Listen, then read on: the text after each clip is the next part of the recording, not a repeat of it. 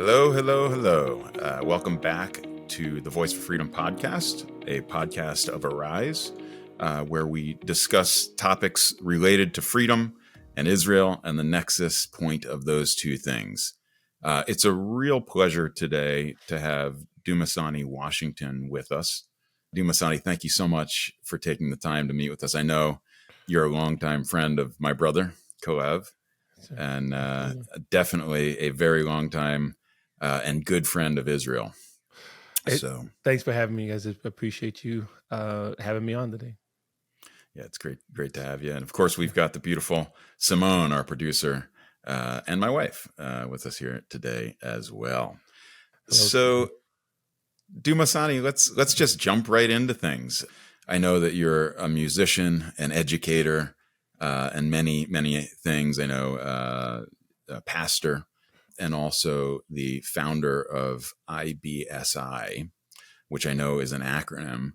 And instead of me butchering the words to that and reading it off a piece of paper, can you start off just by telling us about IBSI?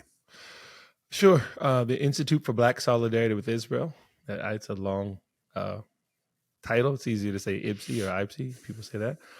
But yeah, I started in 2013 after my first trip to Israel, which was December 2012.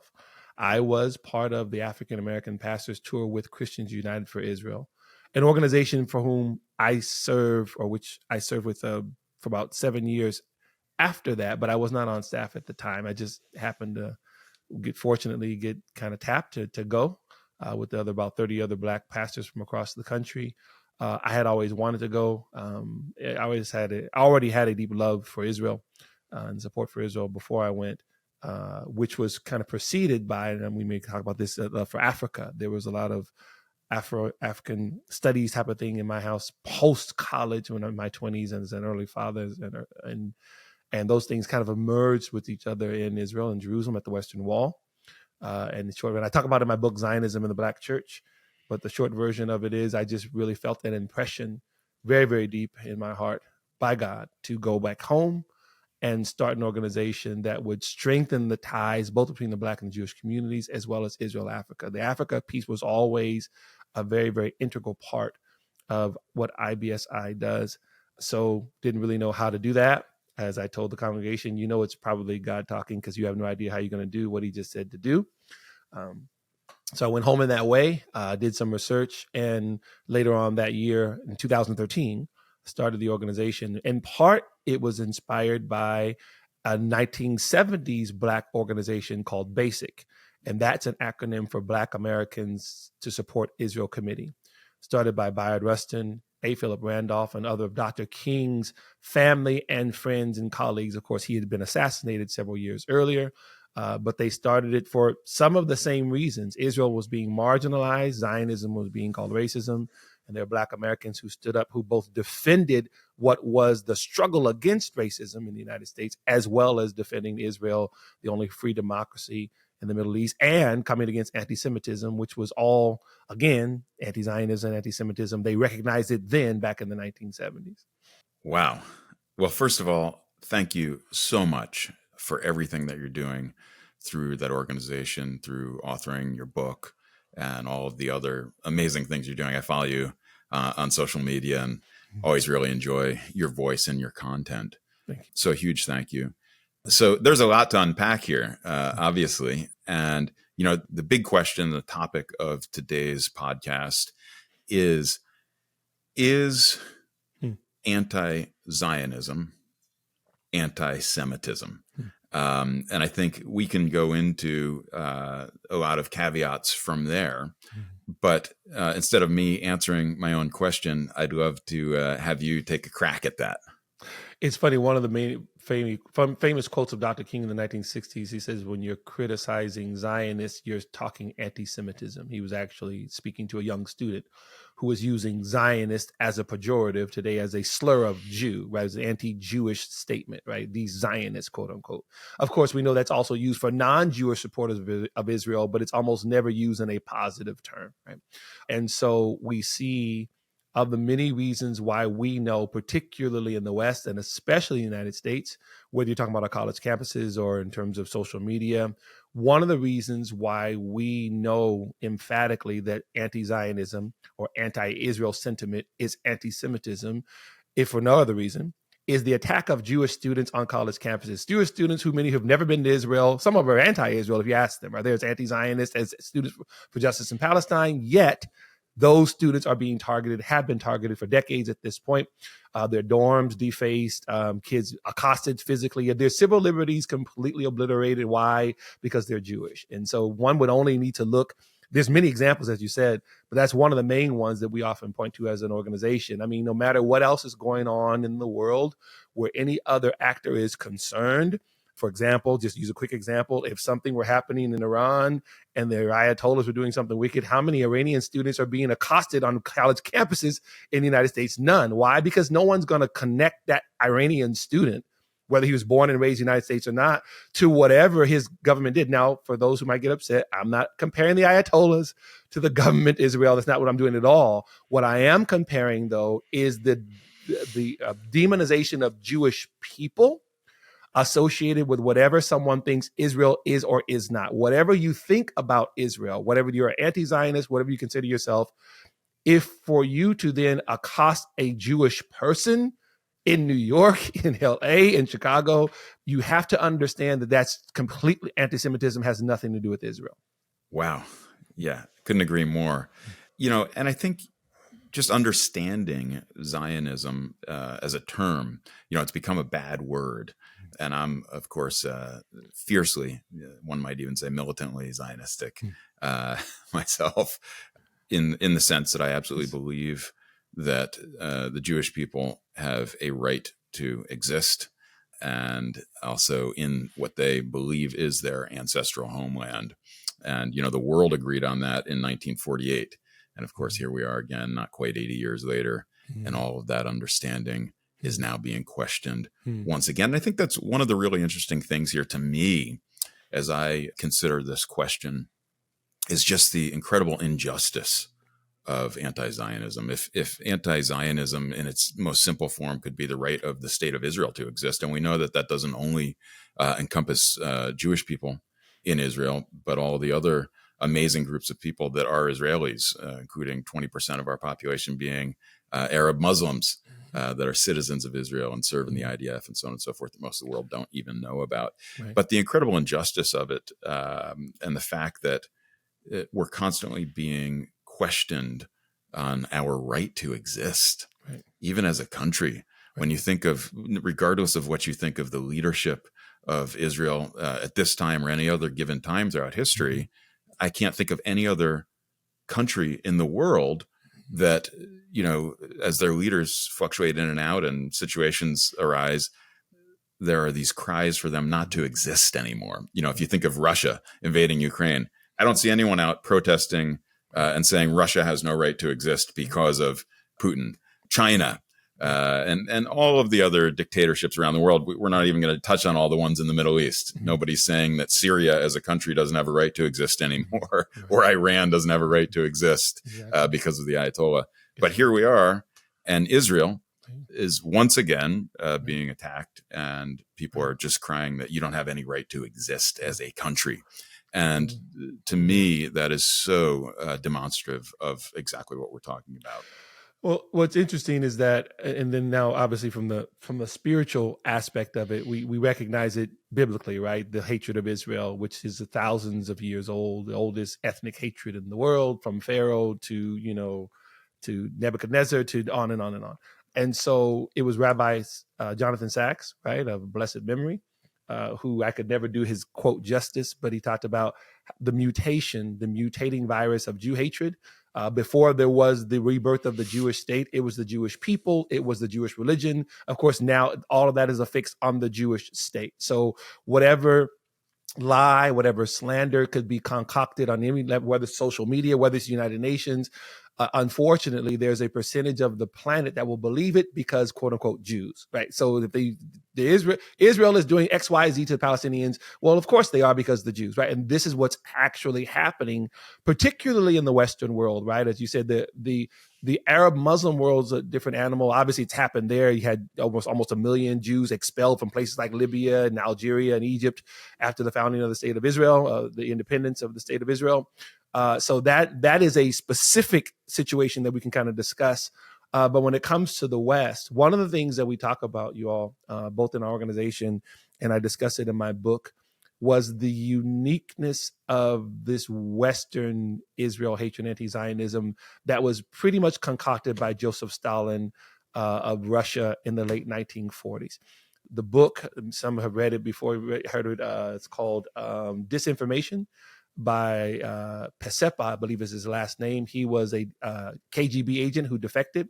He passed away about 2 or 3 years ago. He wrote several books, and one of those, again, was Disinformation, in which he explained, for example, just one example, that the PLO, the Palestine Liberation Organization, was actually concocted by the KGB in the Soviet Union for this very purpose, to demonize the state of Israel. Why? Not because he was necessarily concerned about Israel, but Israel's connection to the United States. He knew that he could not stand against NATO, a united Western Europe, as well as the United States.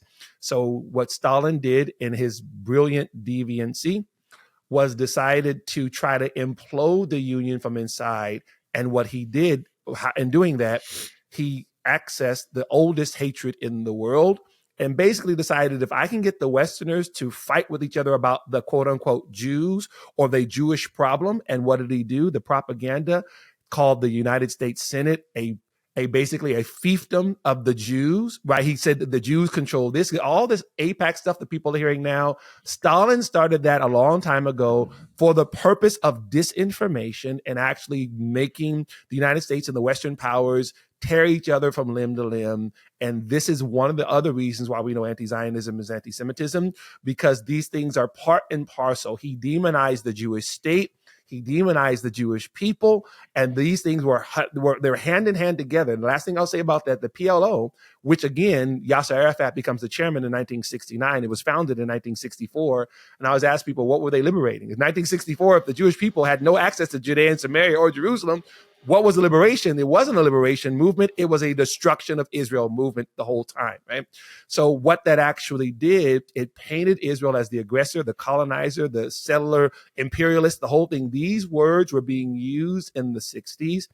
It worked. I hate to use this term like a charm, because here we are decades later, students on U.S. campuses who couldn't find Gaza on a map, as I said before, are convinced that the Jews, they're not even real Jews, quote unquote. They just came from Germany. They came from Poland, stole the land from the indigenous Palestinians. And that's why we have this problem. None of what I said is true, but they believe it like the gospel because it has been a regurgitated propaganda for decades. Spot on. Yes. And I'll try not to start yelling and screaming and preaching. No, please do. Yes, it's obviously been a very successful campaign, which is troubling, of course, as somebody who is first and foremost Israeli and also American. I'm a dual citizen, reside here in America, and just watching all of this happen is extremely troubling. And to watch the collaboration, if you would, between groups with seemingly very contrasting agendas, whether it's the woke community, the communist movement, and Islam, radical Islamism that's taking over the globe, and seeing these things come together, and the one thing that brings them together is their hatred for Israel and the Jewish people, as far as I can see and understand. Yes, sir. So let's talk about what's happening in this country right now. And, especially in the Black community, and these narratives that are starting to run rampant throughout society. So I'd love to get your take on people like Candace Owens and what's happening there. Absolutely. So what's connected again to the PLO thing, the reason I'm saying that is because there's a line that runs through, right? There is the disinformation and the access of the Black community, which is what, again, the PLO's part of their strategy was, especially in bringing on Yasser Arafat. The goal, as I tell people often, the goal was not so much, let's get the Black community to be anti-Zionist. The goal was, let's use the Black community to make Israel look like a settler colonial occupier state, right? That was always the ingenious goal. Hence the photo ops with Jesse Jackson, Louis Farrakhan, you name it, right? What was the point? They could care less about what Black people felt. They just wanted people to think that it was a Black justice movement, and that was the actual goal. I tell people similarly with the PLO, even with the using of the Palestinian, they could care less about the Palestinian people.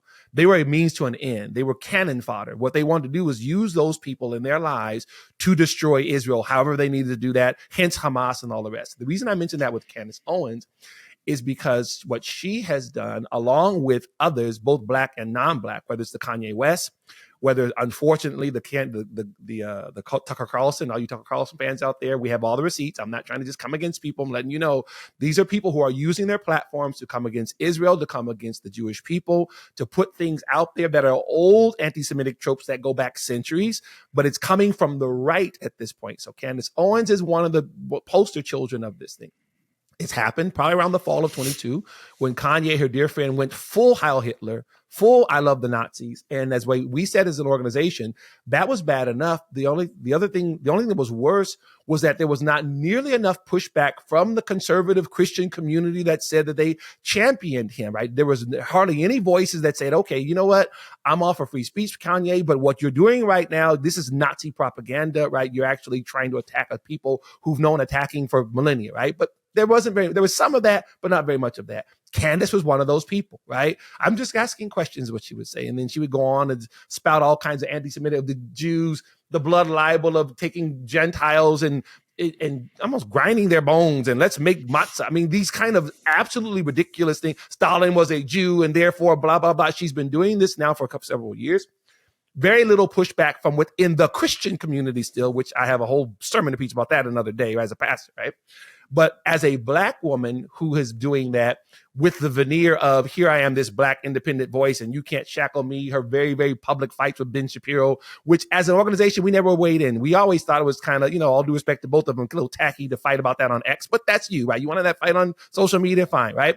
But when she began coming at him saying Christ is king, then as a pastor, then we rose up at that point. That had nothing to do. She hurled it at him as an anti-Semitic slur, like anybody else would say anything to a Jewish person that was to harm them. The only worst thing is that it's a blasphemy for those who believe in Jesus, for whom he is their Lord and Savior. For you to say Christ is king to a Jewish person while you all are fighting about your contract and about whatever else like that is completely anti-Semitic and completely blasphemous, right? So this is what Candace has been doing, normalizing it. So you have lots of other people, Christian and not, on the right, doing the same thing. Oh, I'm just asking questions. Oh, AIPAC has too much control. Oh, the Jews is that. As they're saying something novel, right? Like this has never been discussed before. Meanwhile, and I'll finish my little rant right here. While they platform these types of foolishness, nothing about Qatar and its billions of dollars of influence on our campuses. Nothing about Qatar being the seat of the Muslim Brotherhood. Nothing about Christians being slaughtered by the thousands every year. If Christ is king, what about the 70 Christians that just got decapitated in the Democratic Republic of Congo? You said nothing. Oh, but Israel and the Palestinians. This is one of the most dangerous things I say, even as a pastor and as the head of our organization. Even though our organization isn't Christian, many of us are Christians that are involved with. There's Jewish people as well. And we have Muslims with whom we work with as well in different parts of the world. My point is this. Here you have now the greatest slaughter of Christians since the beginning of the church. Nigeria alone sees 5,000 to 6,000 Christians slaughtered every year. Bring back our girls. Those girls are still not back. And the ones who have come back, they've come back as suicide bombers. This is actually happening in real time. Nigeria just became a Muslim majority nation after decades as a Christian majority nation. While Christians are being slaughtered, where are the conservative Christian voices there? Nowhere to be found. Oh, but let's talk about Israel-Palestine. This is a scourge on the church in the West. And as a pastor, let me say this last thing, we will stand before God and give an account of why we had said nothing about our Christian brothers and sisters being slaughtered, but we wanted to talk about the Jews. I get upset when we talk about this thing. Man, I like when you get upset. I do too. So let's try to unpeel the onion a little bit more. Yes, sir. It's so hard for rational human beings to just understand understand. I try to understand. It's very hard for me to understand the Candace Owens and the Tucker Carlsons, and of course, the Kanye Wests. Whether it's just, with Kanye, it seems like maybe there's a mix of mental illness in there as well, without being critical. It's a real thing, and but that would seem to be the case. But it's very hard to understand what's happening with Candace Owens and Tucker Carlson. And I'm curious your opinion. Is it just that they've completely bought into these narratives and been brainwashed? Is it backed financially by, interest groups? You mentioned Qatar, that we know is basically a bank account with an agenda. That's what they are as a country, essentially, a bank account with a radical agenda. In your opinion, what is the driving force behind this? Of course, in employment agreements and relationships, there can be spats and disagreements, as we saw, you mentioned, between Ben Shapiro and Candace Owens. But that wouldn't seem reason enough to, stoop to this level on her end. I'm curious your thoughts. What's behind it? Honestly, Simeon, I think it's all the above. So, for example, I don't remember the gentleman's name, but apparently this is pretty much common knowledge at this point. One of Tucker Carlson's backers is a Arab gentleman. I don't know if or Muslim. I don't know if he's from Iran or from Qatar. I know of Middle Eastern descent, and he seems to have some, different ties in terms of his own business dealings. I think this was reported a little while, several months ago, maybe about a year ago at this point. And many people have pointed to that as the reason why Tucker has seemingly taken this turn. Mine and our organization's opinion on that is that we don't know for sure. I mean, clearly that's been reported by different media that this is the person who's backing Tucker, or at least one of the people who's backing him into the millions of dollars. That could very well be it. Some have surmised that the same thing may be true for Candace, or maybe because of the husband that she married, he's from a specific Catholic group, and this specific one is very anti-Israel. Again, we haven't weighed in on that publicly at all because we don't know for sure, and we let the smarter people discuss that part. What we say is that it could be all of the above. And what we don't negate on that, now again, I'll put my pastor hat back on, is the spiritual aspect of it. What we understand biblically is that hatred for Israel, number one, is hatred for God. Psalm 83 makes that very, very clear. The psalmist cries out to God because of Israel's enemies. And then he, in the same breath, says, God, these are your enemies, right? So this is very clear that hatred for Israel, hatred for God. And because of that, number two, it is a spiritual phenomenon. It is played out geopolitically, right? It is played out in terms of race hatred, if you want to use that term, but it has a spiritual origin. And the reason I'm saying that, Simeon, to make the long story shorter, if I can, what we found over the years is that once someone dips their toe into the pool of Jew hatred, it's a current that begins to sweep them. I've seen this for years, that whatever someone's motivation may have been, I don't like Simeon because he whatever to me, but now he's Jewish, and now his Jewishness becomes the thing, right? But once somebody delves into that, if they're not aware, and when I think about aware, that's when I see a Tucker. Is he aware, right? He'll talk about his Christianity. Is about a year ago. People can Google it. He talked about how he had dreams about demons attacking him and these very, very deep, difficult things that he actually discussed publicly and openly, right?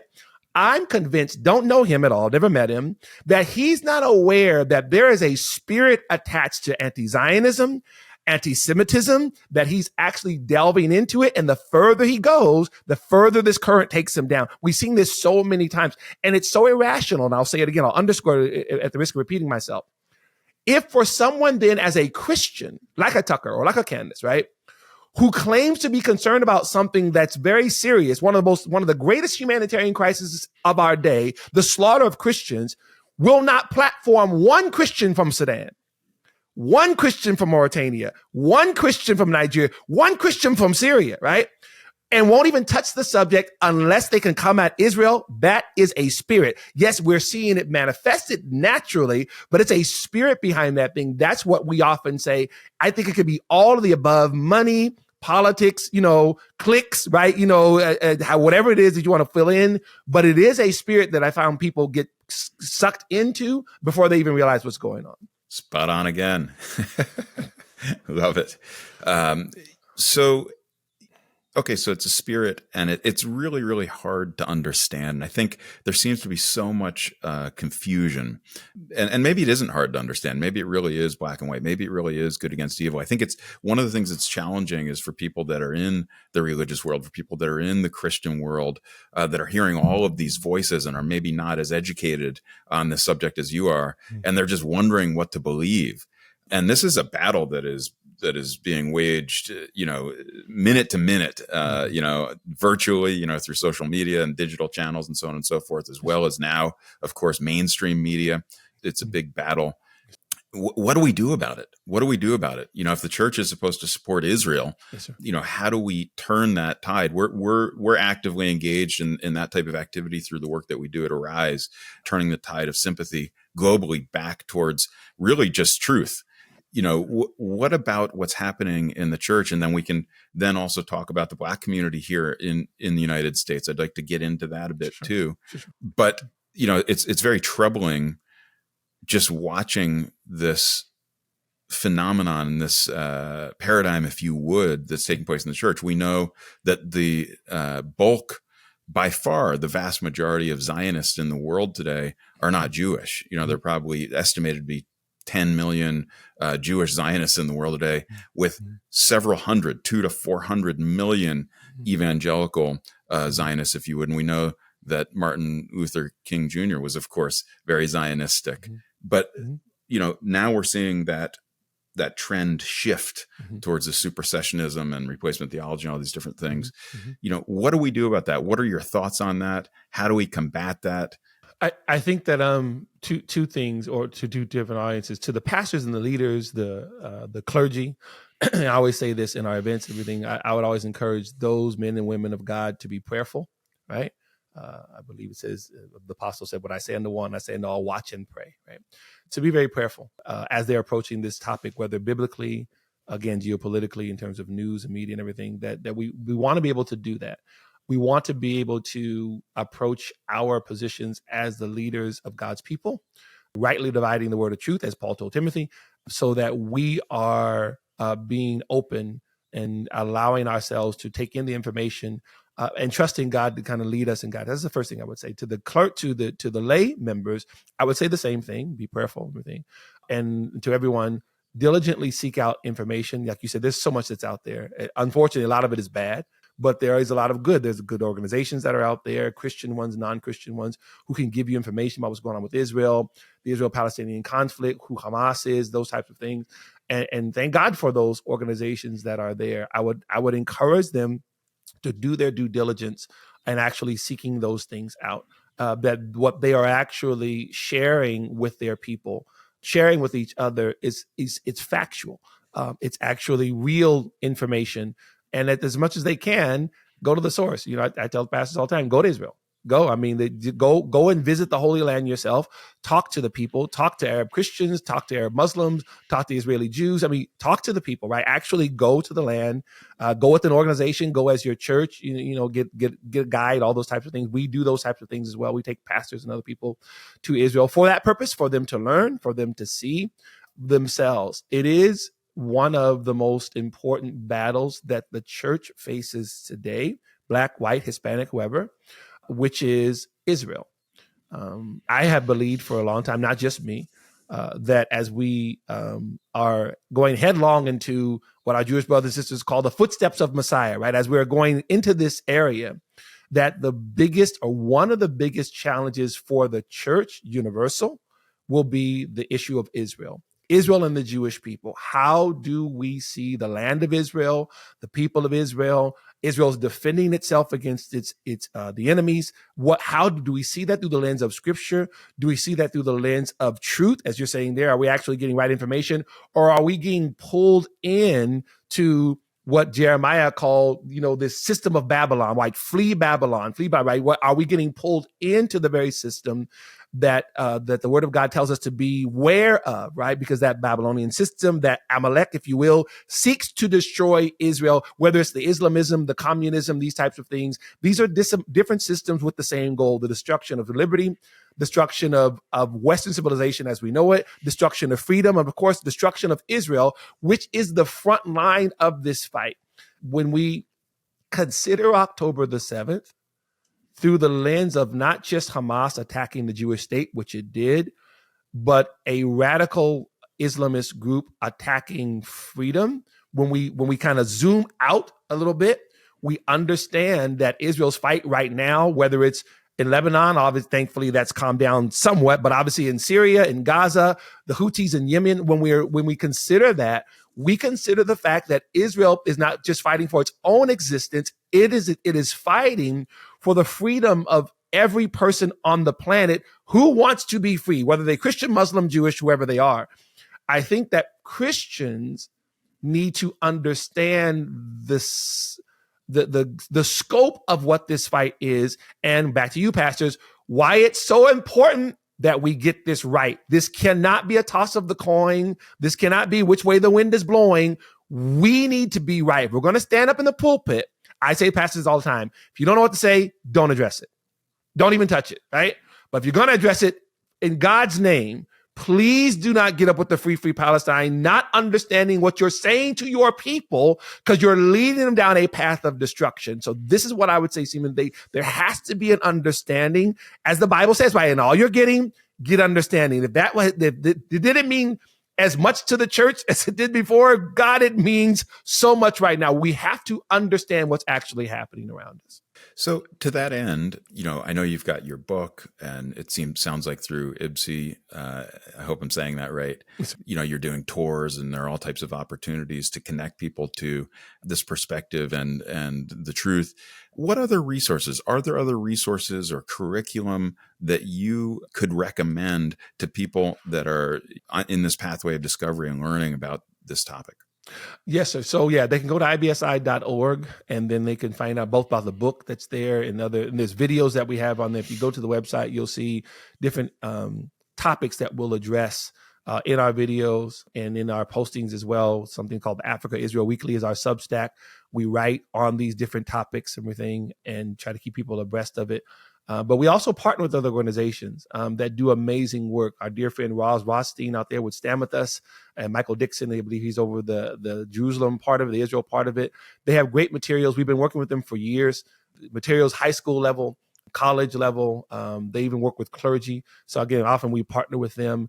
And they're Camera, another one of those groups that's out there. They do great work. It's an acronym. If you camera.org, they do great work, as well as groups like, I want to remember, it's escaping me right now. It's another acronym.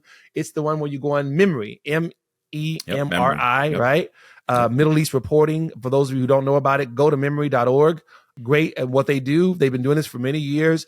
They often will translate from other languages, whether it's Arabic, whether it's Farsi. They'll let you hear what's actually being said in real time by Arabic or Islamic leaders, whether in their Muslim world or in the United States, so that you can have it. They produce articles as well. So I recommend those types of things for people if they want to get more. Last one, I'll say Gatestone Institute. I love that organization as well. A huge cadre of different, I want to say authors, but journalists and everything who write amazing articles. They are Christian, they're Muslim, they're Jewish, they're Arab, they're Israeli, they're American. It's an amazing resource. And we found that as we are directing people to these resources, it's really very helpful. Things that they can share, whether they're videos and articles. So we love partnering with our other organizations. Yes, we have a specific focus when it comes to the Black community, when it comes to African pastors and leaders, but we obviously connect with and work with many different organizations that give great content as well. Fantastic. So I want to just get you to hopefully go on another rant here. You mentioned earlier AIPAC, and AIPAC is in the news these days. It's you're hearing that across social media being condemned and criticized, and most people don't know that if you were to look at the top 10 foreign lobby groups that are still representing people groups here in America, which AIPAC actually is, I think they're in the top 10 in terms of funding, but I think they're 10th behind China and Qatar. And I have a whole list of them actually, Japan and Liberia. But, most people don't even know the names or acronyms of any of those other lobby groups, but they know AIPAC. And so what would you say, because you've talked a lot about the church and I know the Christian right, what would you say just politically? What would you have to say to those people that, we know that there's this America First movement, which is certainly has its legitimacy. And we need to, of course, be focused on our country at this time. What would you say to those people that are sort of taking up that cause, the America First cause, but somehow are lumping Israel, which is the only liberal democracy in the entire Middle East, and truly one of the greatest allies of the United States on the planet. What would you say to those people, the America First people, regarding this topic? And we have said this publicly, we've written about this and everything, and I'll say this here on the platform with you all. It is incumbent upon the leaders, whether they are political, religious, or in terms of the community, those who are part of the America First movement, whether they call themselves MAGA, whatever terms they use for themselves. Now speaking specifically about the leaders, large platforms on social media, it is incumbent upon them to speak out against the other members within their group that are coming for the Jews. We said the same thing years ago. The squad was not even a thing on the left, right? Ilhan Omar, Rashida Tlaib, later on AOC, because young people don't know, she wasn't even part of the first wave. She came later on, right? And then Jamal Bowman, who's no longer there, thank God, and the other ones. They were always a minority sect, and I don't mean that ethnically, I'm talking about in terms of number, within the Democratic Party, but got a bullhorn, and as my son said several months ago, pulled many in the Democratic Party much further left than they were ever going to go, to the point where, for those who remember, in 2012, this was before they came in, during the Democratic National Convention, there was a big brouhaha because they had to vote to place Jerusalem back in their platform as the capital of Israel, right? And also God in their platform, right? They had become so anti-God and so anti-Israel that they actually removed it and they had to vote to put it back in, right? This is what was going on. And many Democrats who wound up voting for Trump were like going, I didn't leave the Democratic Party left me. Why am I saying all that? The same thing is brewing on the right. For those who understand what you just said, Simeon, that Israel is one of, if not our greatest ally, our partner in terms of freedom, democracy, all of it. It's a multi-ethnic democracy, and it works, right? Of all the things that are going on around that little tiny nation, that's all of 77 years old. You're talking about all kinds of technology from that place, all kinds of humanitarianism from that place, right? What you're seeing there, and particularly with them standing against the Islamism that's trying to destroy it in the West, right? For those who are the America First, who are seeing the Jew hatred, the blatant Jew, the Stu Peters, right? The platforming, like I said, with the Tucker Carlson, we're not going to talk about Christian anti-Semitism or we're going to talk about persecution, but we are going to go to a pastor in Bethlehem, which is part of the Palestinian Authority, so he can dump on Israel for 2 hours, right? So those who see that, they have to have the moral courage to call it out. What our concern is, you all, is not that we see it as huge. We don't. We still see it as a small part. The reason why we believe it's growing is because there's too much moral cowardice, because people don't want to call out these people. The same way they didn't want to call out Ilhan Omar because of all of the what she represented to the progressive left. They don't want to call out the Candaces. They don't want to call out the Tucker Carlsons for the same reason. We see the same moral cowardice on the right. And as we said before, anti-Semitism, among other things, destroyed the Democratic Party. It will destroy the Republican Party. And I've had my spiritual, Pastor Dumisani, you can't say that. And then they start waving the Israeli and the American flag and quote scriptures. I said, dude, I know the scriptures. I get what the flag is. I'm talking about how this actually works in the real world. You don't get to wave a flag away at the anti-Semitism in your party and act like it's not there. You're going to have to call it out.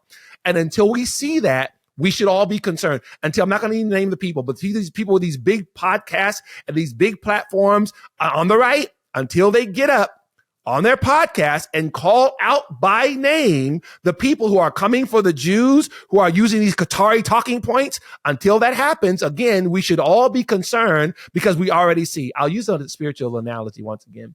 One of the things that's so jarring about the first chapter of the book of Isaiah, as he's coming full throttle for the Jewish people in Jerusalem. I mean, he's using some very, very unflattering terms to describe Jerusalem. Why is he doing it? One of the reasons why, other than God is telling them what to say, is that Assyria has just destroyed the northern kingdom, right? He basically says, you just watched your sister get obliterated by Sennacherib, who by the grace of God did not mow us down as well. And he says to the people of Judah, do you understand that if you don't turn, we are next? This is what we're seeing on the right? And I'm a registered independent, so people will know I'm not a Democrat or Republican. I'm a registered independent. I just try to speak truth to power, right? But I'm saying, do you see what just happened to the Democrats? Do you see that they still can't find it with a GPS and a flashlight? They are so discombobulated, it's not even funny. One of the things that completely dismantled them was hatred for Israel and the Jewish people. That was never the majority of the party, but it certainly had a lot to do with the direction of the party. We see the same thing creeping in the Republican Party, and there is not enough pushback on it. Yeah, that's great. So it's not just that we've got to eliminate that voice. We've got to fight against it. We've got to let our voices be heard. Simeon, can I interject this real quick? And I'm glad you said that. We are not and never have been for the cessation of free speech, right? Unfortunately, you can say a bunch of nasty stuff about Jews and Hispanics and black folks and everything. It's all protected speech. No, you can't call people's death. That's a different thing, right? But if you want to say some very nasty, racist things, you can say that. That's one thing about the First Amendment. It protects speech that you don't like, right? So we're not talking about that. What we are talking about is the responsibility to say, okay, yes, this person said that. It was very unseemly, but I'm going to use my First Amendment free speech to say, he is saying stuff that's completely wrong. I'm not asking the FCC to come shut him down. None of that stuff. I'm just saying he's wackadoo, and I'm going to tell you why. Here's what the scriptures actually say. This is what we're saying. I want to make sure I go on the record and saying that. We're not talking about people being shut down. We're talking about people actually being pushed back against. That's what's not happening. Love it. Love it. So I want to pivot as we're starting to kind of wind down a little bit. And I'd love to I want to talk about the history of the Jewish people here in the United States and the Black community here in the United States. And even, I'm sure are deeply aware of how involved the Jewish community here in the United States was in the civil rights movement, for instance. One of my favorite movies, still to this day, and may he rest in peace, Gene Hackman, was Mississippi Burning. Great film. And most people don't know that the two other kids in that car that were killed were Jewish.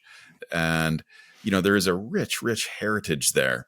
And I'd love for you to just talk, I love to kind of end things on a really positive note. And all of this has been extremely positive. Thank you so much. But, and even Dr. King, as you mentioned, can you just talk to that a little bit, to this issue here in this country that is so much under attack these days? I just want to give you some time, let your voice be heard on that.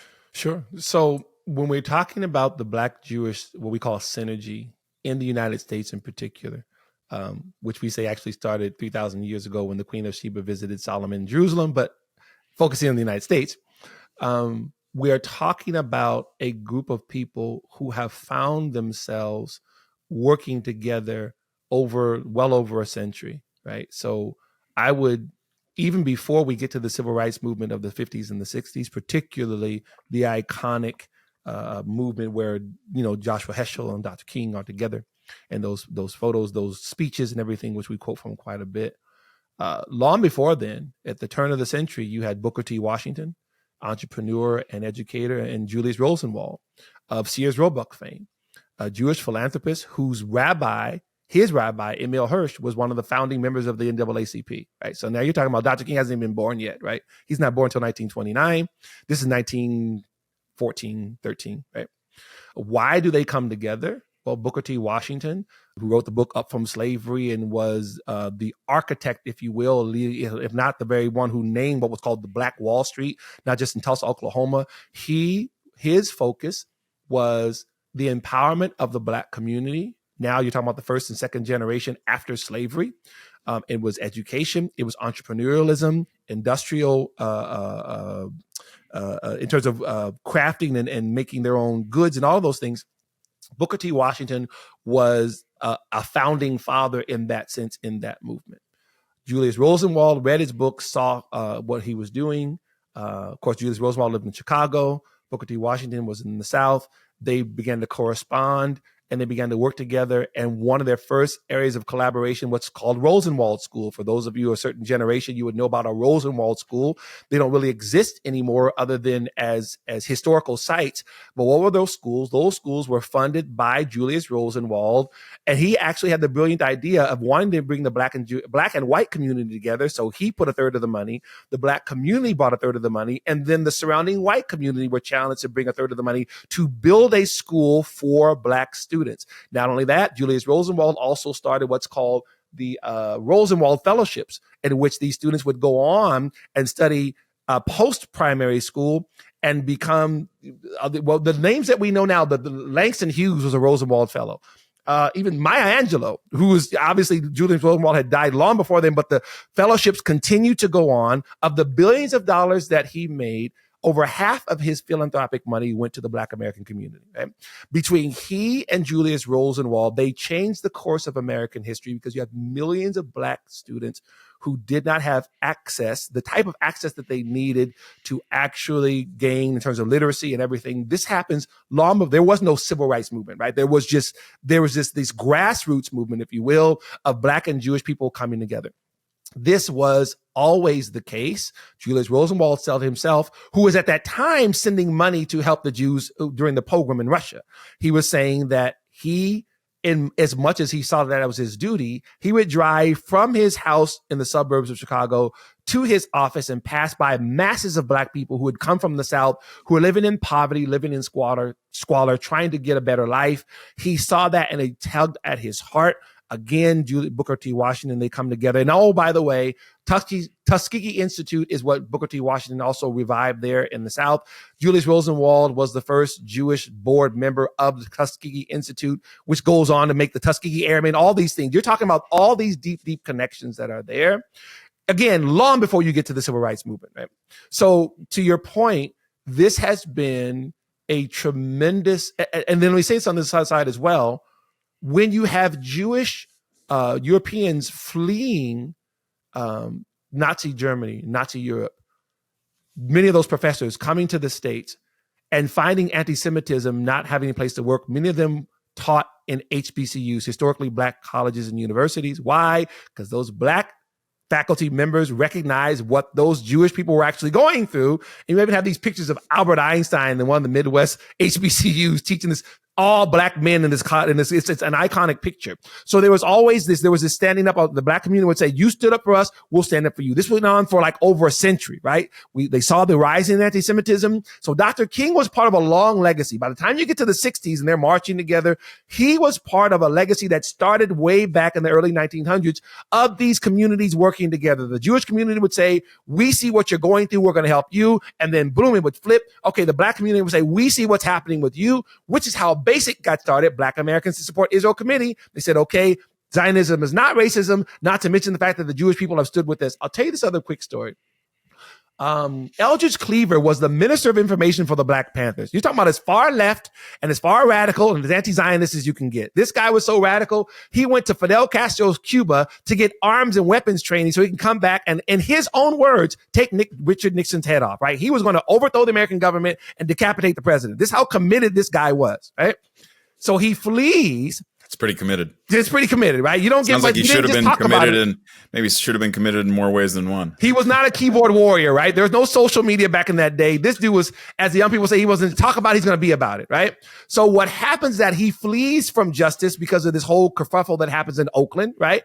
Goes to Cuba and finds out that Castro's kind of a blowhard, right? He talked all that stuff, but he wasn't going to actually train them. And Castro was afraid that because of Eldridge Cleaver, as warped as it was, commitment to justice, he would overthrow the Castro regime because the Castro regime was racist.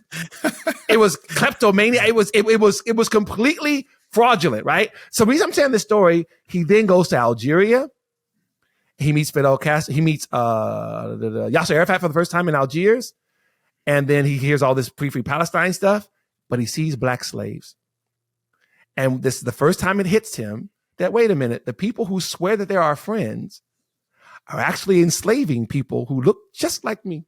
That was the beginning of his red pill moment, if you will, right? I'm saying all to say that he returns after 7 years of that, a Zionist supporting Israel. He comes against anti-Semitism. Why? Because he had his eyes open. No longer is he this revolutionary. He remained a revolutionary in his heart, but now in a positive way. His thing's like, okay, you know what? I do get that there are systems of oppression.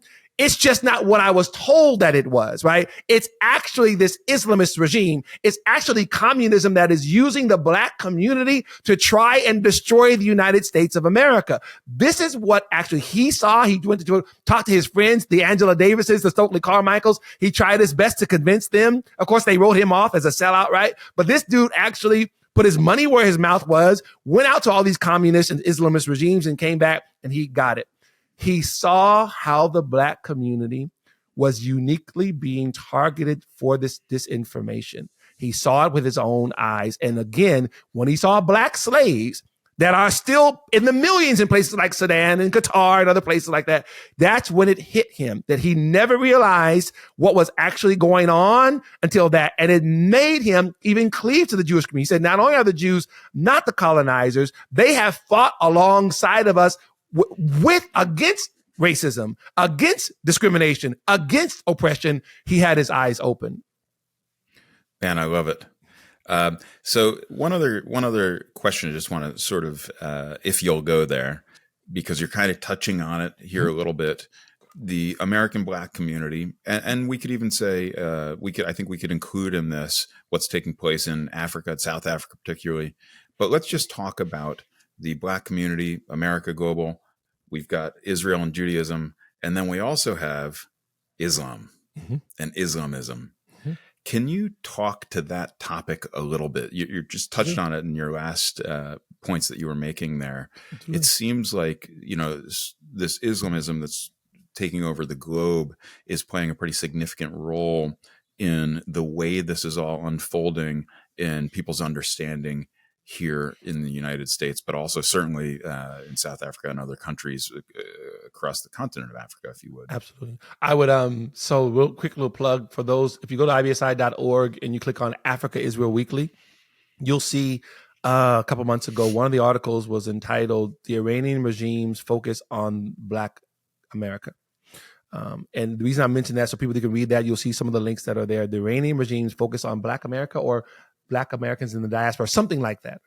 I mentioned that because this is an old playbook.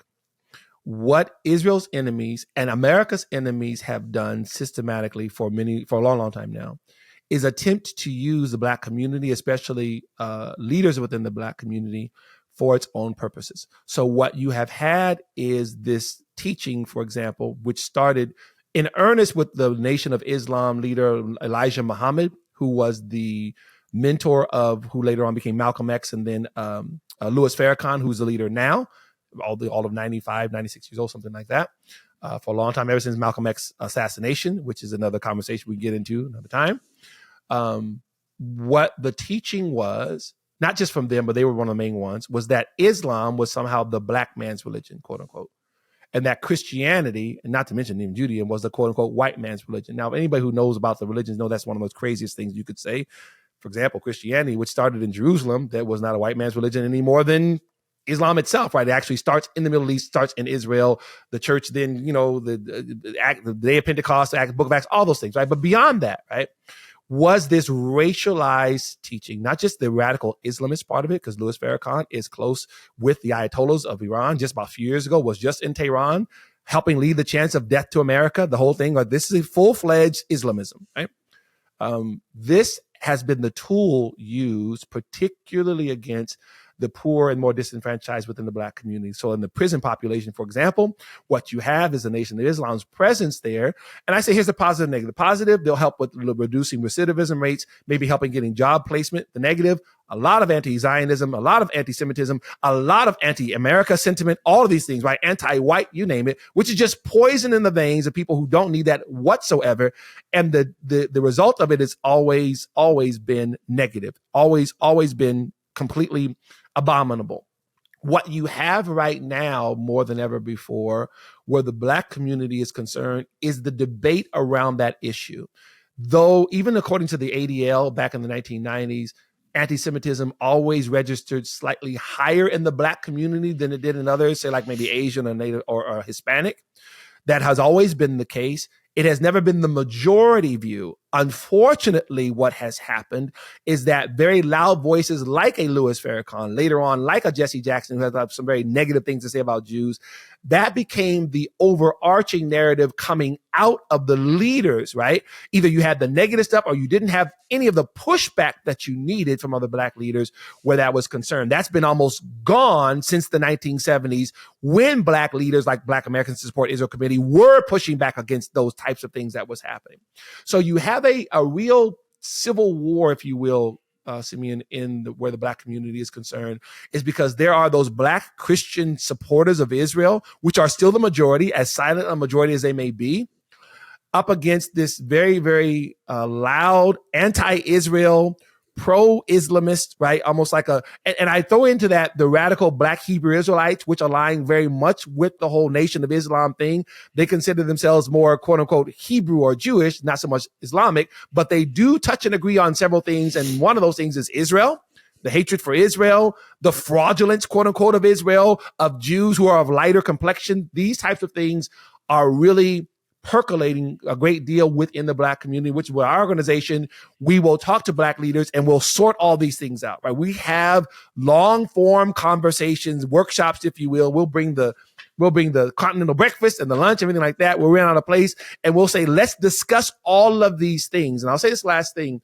for those who are listening. When we have these conversations with pastors, because they're inundated, right? They see everything that I'm saying to you, right? They're watching this going on and they'll often have questions. We'll come in as an organization, unpack all of these things. And what you'll find more often than not, they'll thank us for the information. They'll thank us for pointing us in a right direction and thank us for even addressing it, because it doesn't usually get addressed, especially in pro-Israel spaces. And I get it, because some of my other Jewish brothers and sisters, they want to be quote unquote controversial. And I get that. That's we'll do that part, because it's especially with the Black community. You have it really raging here. And you didn't ask for this. Let me keep going. I'm almost done. I really am almost done. What is happening as well as they're having the conversation about Louis Farrakhan, who's also a mentor to somebody like a Kanye West, to a Kyrie Irving, right? The whole that whole thing that was blowing up as well. As we're having those debates and discussions within the Black community, again, and that's against Black people who are Zionists, who are supporters of Israel, that whole thing. What also is playing out in real time, again, as you're watching the political fight around Israel on the left and the right. See that? I tell people all the time, what often happens in this discussion where the Black community is concerned is because of our high profileness, if you will.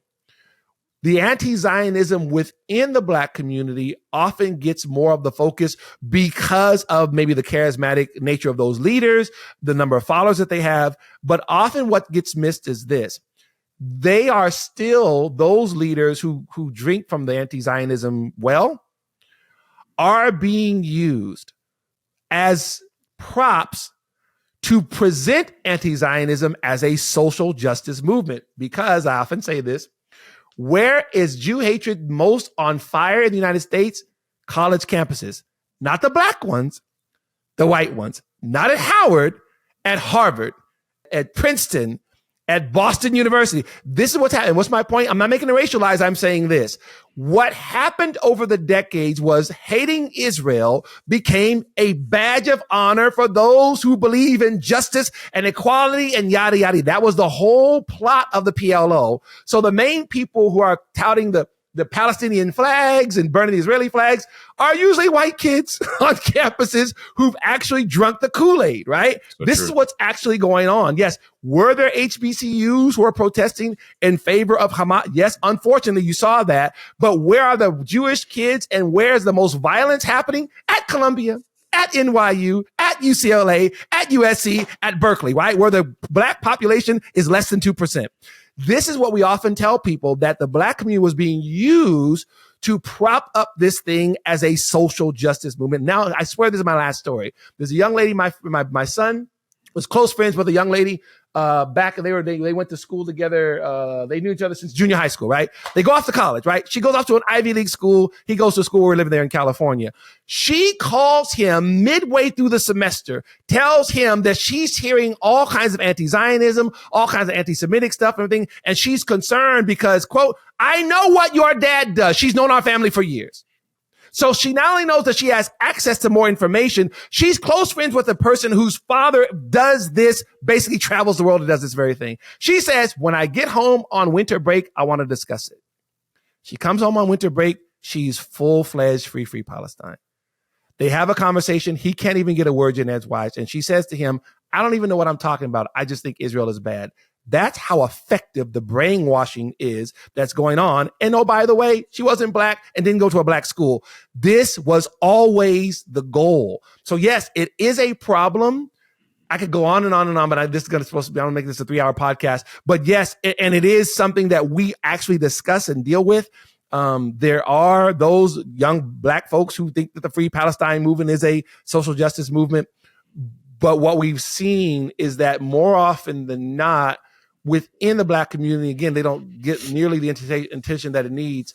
There is a standing with Israel, at the very least, a certain amount of kind of a neutral thing, right? I don't want to weigh in, but I'm not really sure what to say. But again, the black community has been used for the purposes of let's come for Israel. I hope some of that makes sense, and I'll try to explain it. Oh, man, that makes a lot of sense. That's very, very helpful, and thank you so much. Sure. I was watching just a little social media clip some days ago. I've been talking about this, for the last probably 10 days since I saw it. That was a Israeli guy, probably in his late 30s, living in Akron, Ohio, dual citizen of the United States and Israel, like myself. I was born in the United States. I think he was born in Israel, but he's living in Akron, Ohio. And it was a clip of him speaking before the city council of Akron, Ohio, this small city in the Midwest of the United States. And his point was, he was trying to get across to them why they shouldn't boycott Israel. So a small city in Akron, Ohio is looking to boycott the state of Israel. And it just shows you the effectivity, as you're talking about, and the level of brainwashing and how far the tentacles of this thing go into our society.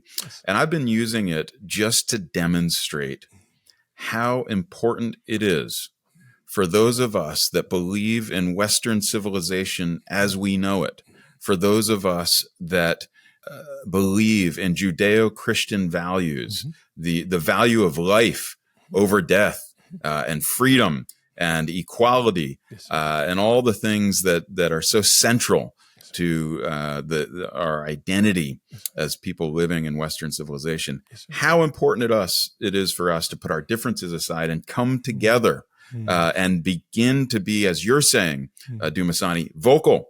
We've got to start to speak out. We've got to start to let our voices be heard. And, we at Arise, we're putting together a coalition. We're kind of a platform of platforms. We're the Alliance to Reinforce Israel's Security and Economy. And it's so nice to talk to people like you and hear more about IBSI and everything that you're doing. And I just, this is going to be the last point of this podcast here today, but I want to give you the last word. Instead of me closing it down like I usually do, I want to give you the last word on how important it is for us to come together, put all of our differences aside, and have the Jewish and Christian community, and even for those of you that are maybe not even necessarily in the faith community, but for those of you that believe in democracy, for those of you that like the freedoms that you experience every day here in the United States, how important is it for us to come together now to start to organize? So Dumisani, I'm going to go ahead and let you go. Before I do that, because I am going to let you get the last word on this, for those of you that are watching, that are listening, please get involved. Go out and get on IBSI.org check out all of the resources that they have. Begin to educate yourself on this topic and get in the fight with us. So, Dumisani, go.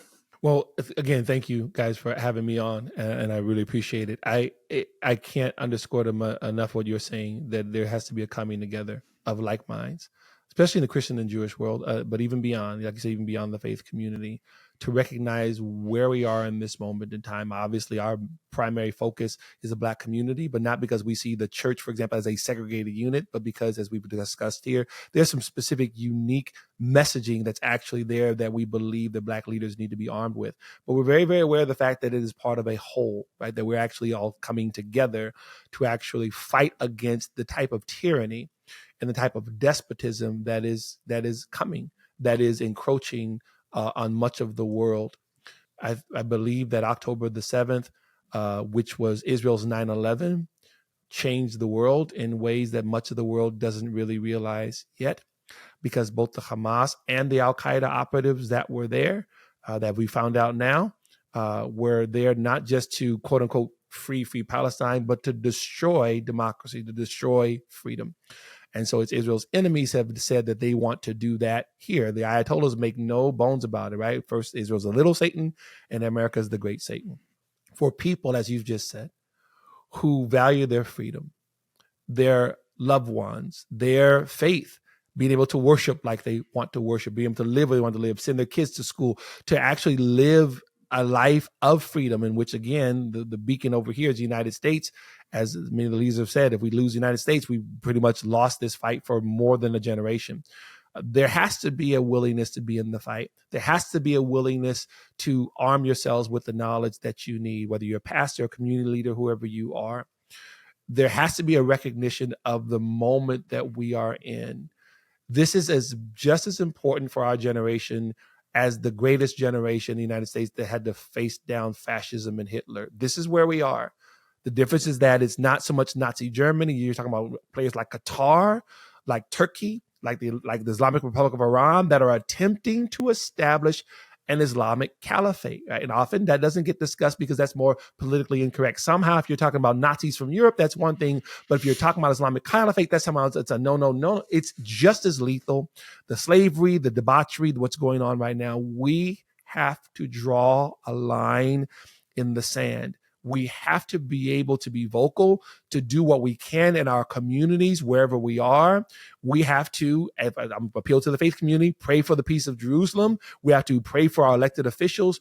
We have to be involved in this. And one of the first things that we need to do is arm ourselves with the knowledge and information that we need to fight effectively. How do we push back on this type of Islamism? How do we push back on any type of ideology that's going to strip people of their rights, of their freedom, of their liberty, of their ability to provide for their families, to care for their families? This is what is on the line. I'll say this last thing. Just as it's often said that our Jewish brothers and sisters are the canary in the coal mine, in other words, they are the ones who let us know that something's wrong in society, I would also offer for you that the slaughter of Christians in different parts of the world, particularly in the Middle East of Africa, is a warning sign to what is coming. That if we turn a blind eye to the suffering of Christians, whether that's in China, whether that's in Sudan, whether that's in Syria, we are turning a blind eye to what is surely coming for us and what we consider the free part of the world. And if we don't stand up the same way that it happened during the times of the Nazis, there are those who stood up, but by the time they stood up, it was too late. It was the Jews, they didn't care. It was the Gypsies, they didn't care. But by the time they came for them, it was too late. We don't want that to be written of us. This is a very, very important moment and hour for us to, again, let our voices be heard and fight against the injustices and the tyranny that we see encroaching every day. And I want to encourage everyone, please find yourself doing that. Just like you're listening to this podcast and you're getting other information, arm yourself with knowledge that will enable you to fight this fight. Thank you so much. And thank you for everyone for tuning in. And thank you, Simone, for helping to organize this and put all this together. Together we can win, and we will. Absolutely. Thank you, guys.